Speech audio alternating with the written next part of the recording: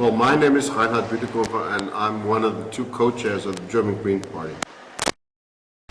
This meeting just ended. Right. What was this meeting called, and why was it called? Why did you actually organize this? Well, it was called Zukunftskongress in German, which translated would be conference about the future, about our future, about the society's future, about the global future. And we had about 1,700 participants from all over the country, including guests from overseas and different European countries. And we had several topics. The purpose was to open a space, to open a political space for broad debate, for strategy debate, for conceptual debate, and that worked out well. We focused on the climate issue, we focused on educational issues, on getting new jobs and labor market and social issues.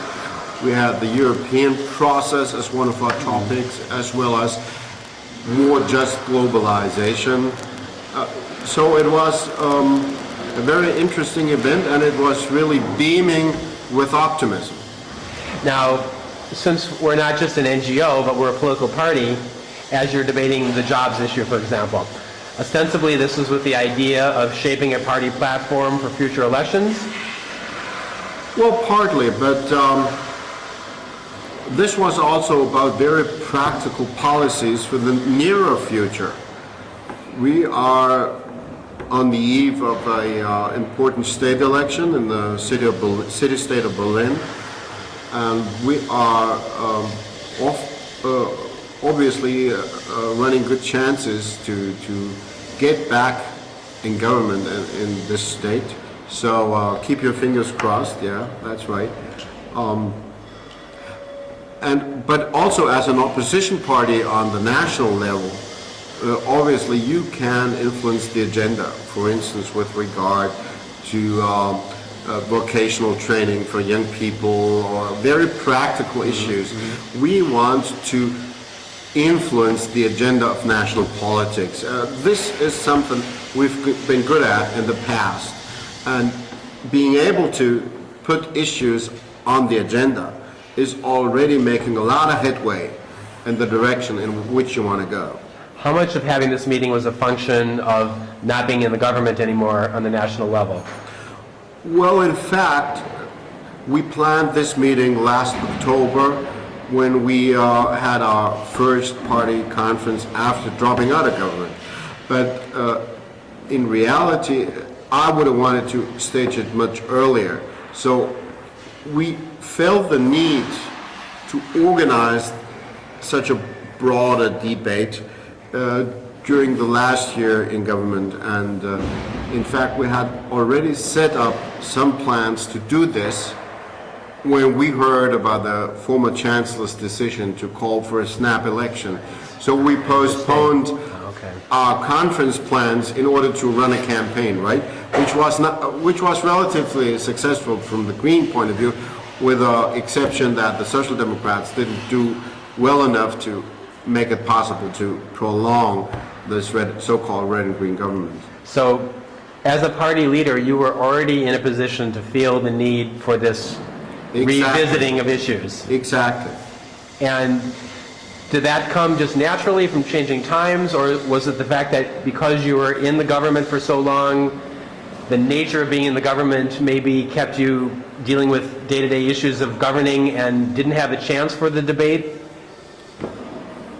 Well, that may be part of the story, but the bottom line is that you set an agenda and then you start fighting for that. And we were extremely successful with regard to renewable energies, raising energy efficiency, saving energy. That's one of the extremely strong points. And in fact, the legislation that we introduced in Germany has now been copied worldwide by more than 50 states. So it's really a success story on one hand. On the other hand, we started realizing that as much as we were advancing, we were still falling behind the dramatic changes with regard to the climate. Right. Scientists now tell us that their expectations from 3 years ago were much too moderate. So in order to keep up with the challenges, obviously you have to revisit your own agenda, even if you're successful. Now, there was a lot of talk this weekend, and with the limited German I had and the translation we had, about focusing on ecological issues. Yeah, that's our core identity as Greens, worldwide and in this country as well. But we will definitely not restrict ourselves to the environmental and ecological issues. We are considered to be the most pro-European, pro-integrationist party in this country. We are the party that embraces the concept of multiculturalism and a multicultural society. We want to be the party of a good and just educational policy. In this field, most definitely Germany is lagging behind its European neighbors. If you go back to the dictionaries of the late 19th century, you probably will find that they, at the time, considered the German people to be the most educated people in the world. We have fallen behind a lot. And what is even worse is the fact that in this country it depends a lot on whether you're rich or not, whether your parents are educated or not, if you want to know what chances you stand of getting a really good education.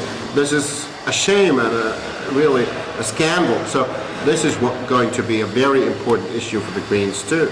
And of course, economic issues. We have shown that investing in green ideas produces jobs. It not only helps the environment, it also produces jobs and creates more social justice. So from that angle, we also have an offer for people who are interested in economic issues.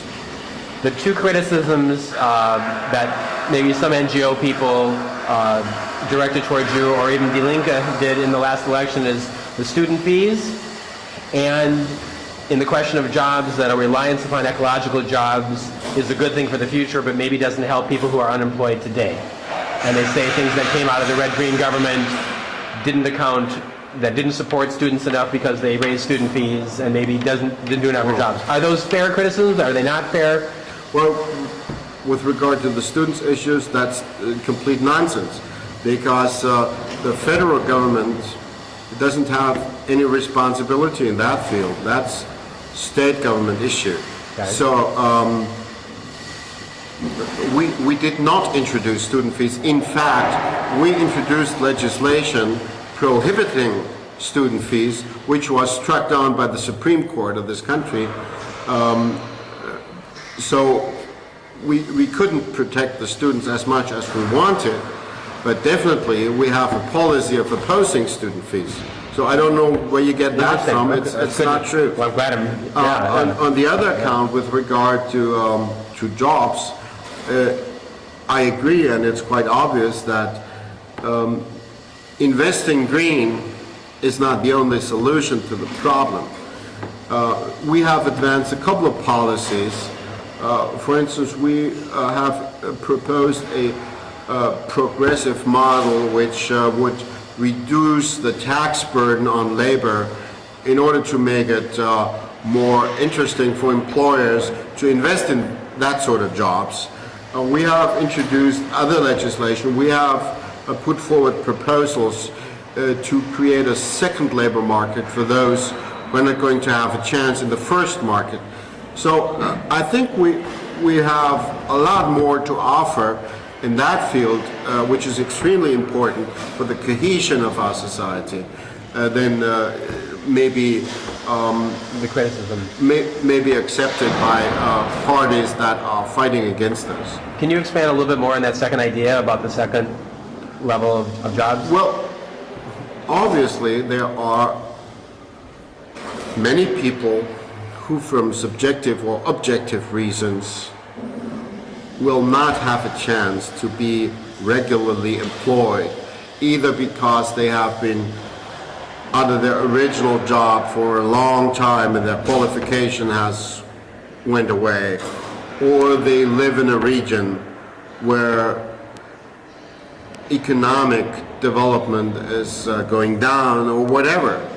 And we can't just tell these people, you keep waiting, you keep hoping, something will come around the corner. We have to give them an opportunity to play an active, a creative role in our society. And there, of course, is a lot of work to be done in this society, a lot of services to be rendered, a lot of investment to be made.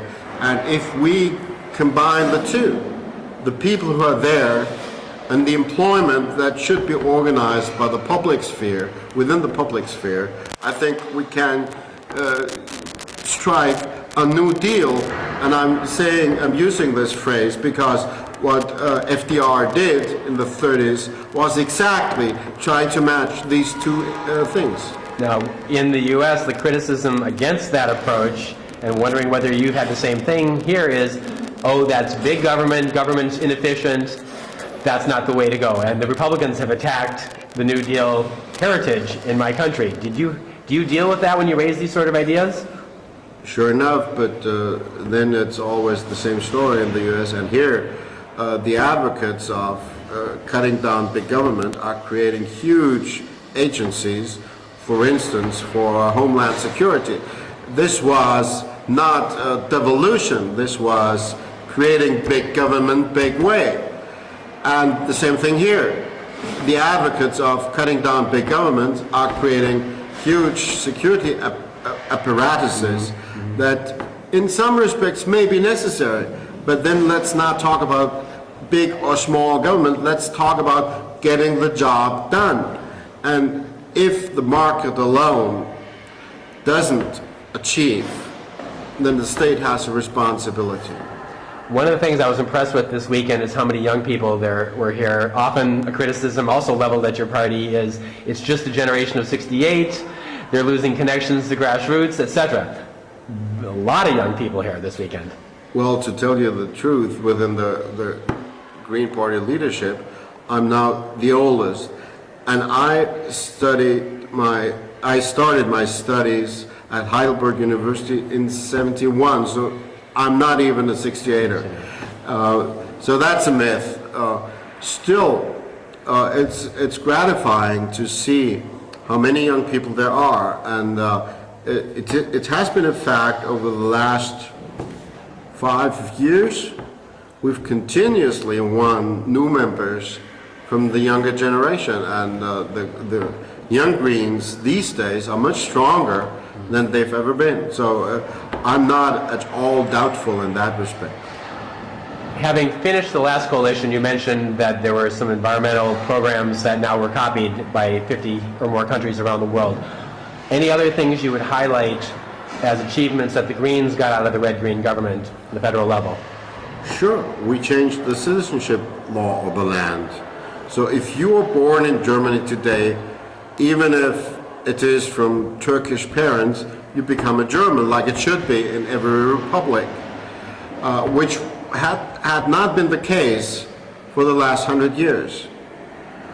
We introduced gay marriage in Germany as a normal law, and when we did it, the conservatives went up the wall.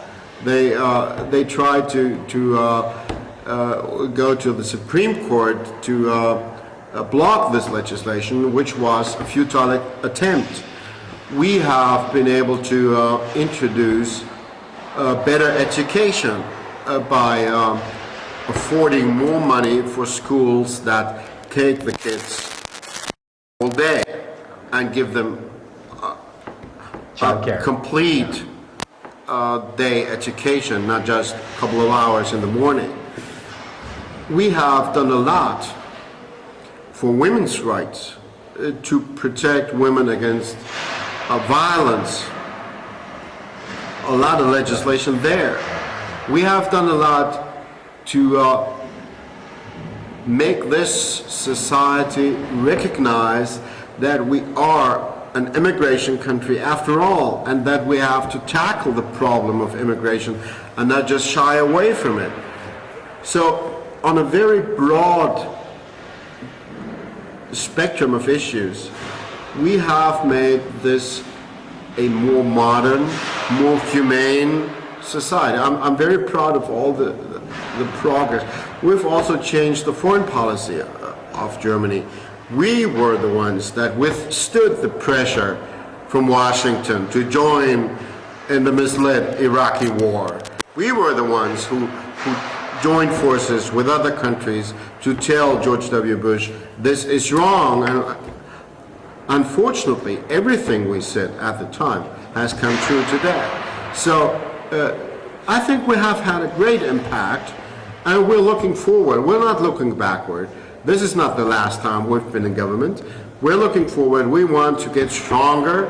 Today we're at about 10% in the polls, which is even better than we did in the last federal election.